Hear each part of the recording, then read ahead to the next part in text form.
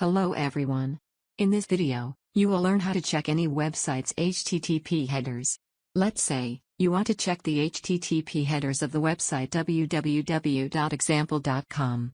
At first, open your favorite web browser and type in the address field the URL websniffer.cc. When the WebSniffer has fully loaded, type the address of the destination website into the URL field of the WebSniffer. In our case, the destination website is www.example.com. Now press the Submit button. The WebSniffer will now send a request to the destination website and will retrieve all necessary information. In the response below you will find the actual HTTP request header, which WebSniffer sent to the destination website. Below this section you will also find the HTTP response header, which was obtained from www.example.com. Below this section, you will even find the content of the page, which was returned by the requested website.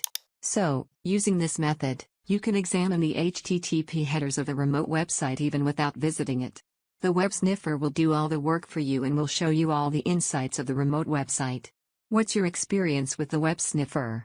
Did it work for you? Please, share your experience in the comments section below. Also, if you like this explanation, then please press the like button. To stay up to date and not to miss our future tutorials, then subscribe to the channel and hit the bell button to receive notifications for new videos. Thanks for watching. Bye bye.